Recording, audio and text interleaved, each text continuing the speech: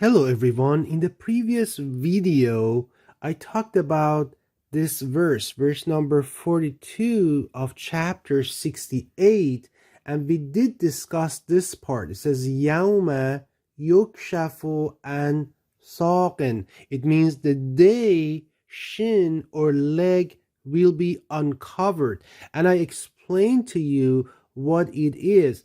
So today in this video, I would like to go into more details about what this means. This is actually really important. That was not the point of my previous video, and I really was not planning to bring it up, but I did bring it up. So now that I have brought it up, let's complete that conversation so that we can have a better understanding of the Quran when we read it. This is verse number 29 of chapter 75. To give you a context, this is after the day of resurrection.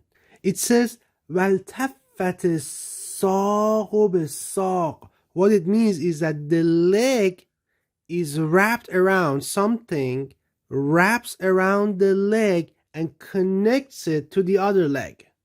So it's some sort of a creature, some sort of a device. And in my last video, I said device, and maybe I should not have said device because Allah does not create machinery. So Allah usually creates beings that repair themselves and do special tasks. So this is basically a being, a creature, or a device. I don't know what the right word for it is, that connects and wraps around your leg and connects it to the other leg. It happens to everyone. So as soon as you're resurrected, your body is recreated. This thing, basically, this being, this creature, this device connects to your legs and wraps around each of them and connects them together. And at that point, you have no control over your movement anymore. So this creature, this device, this being completely controls your movement. And then the next verse says, إِلَى رَبِّكَ يَوْمَئِذٍ الْمَسَاقُ. On that day, to your Lord will be the destination of the drive, the route or the course. Basically, this thing connects to you, latches onto your legs, and takes you up to wherever you need to go. So we, all human beings, all creatures, we will no longer be in control of ourselves. So what is the name that the Quran gives to this being, to this creature, or to this device? Verse number 21 of chapter 50 actually tells us about it. It says, وَجَاءَتْ كُلُّ نَفْسٍ مَعَهَا صَائِغٌ وَشَهِيدٌ. And every soul will come. With it, a sa'iq, or a driver, and a witness. So a driver. So this is the drive. This will be kind of like your driver. It's a sa'iq. It's something that drives you to wherever our creator Allah wants you to be and to go. So this is a driver. This is sa'iq. That's what the Quran calls this being, this creature, this device. Verse number 71 of chapter 39 further describes this process. It says, وَسِيقَ الَّذِينَ كَفَرُوا إِلَى جَهَنَّمَ زُمَرًا. And those who disbelieved were driven. The translation says will be driven, but this is were driven.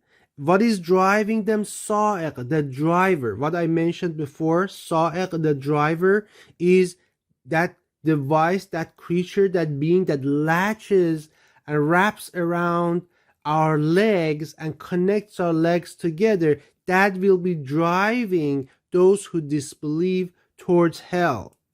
And verse number 73 of the same chapter, وَسِيقَ الَّذِينَ اتَّقَوْا رَبَّهُمْ إِلَى الْجَنَّةِ زُمَرًا. It means, but those who feared their Lord were driven towards the paradise in groups. So again, the same thing. What is driving them is the sa'iq, it's the driver, it's that device, that creature, that being that latches on to your legs.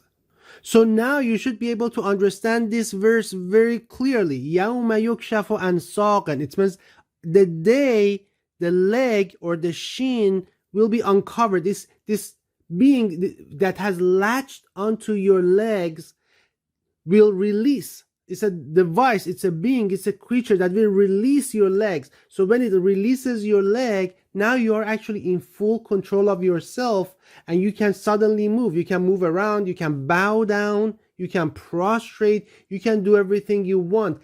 And it is at this point that your creator, Yahweh, Allah, the one who created the heavens and the earth, invites you to do prostration.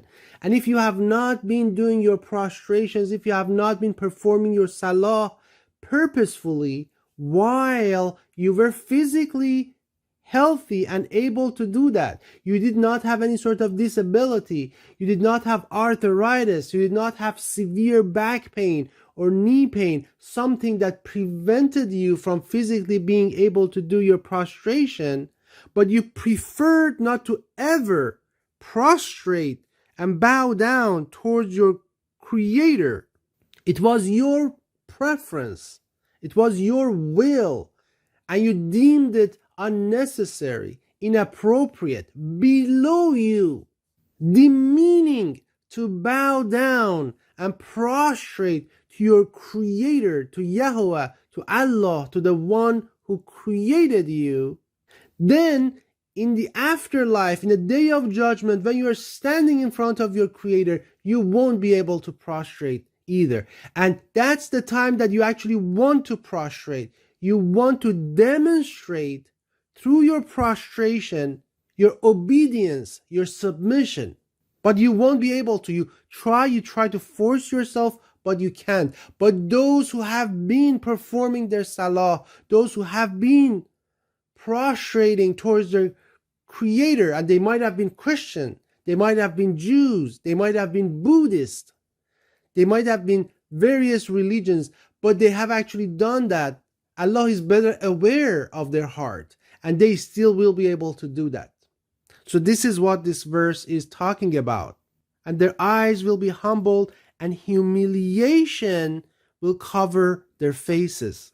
Why? Because in this world, Allah's messenger of the covenant, the Quran, other people have been calling them that, hey, prostrate, perform your salah, do good deeds, submit to your Lord, but they wouldn't. Peace and blessings to all of you.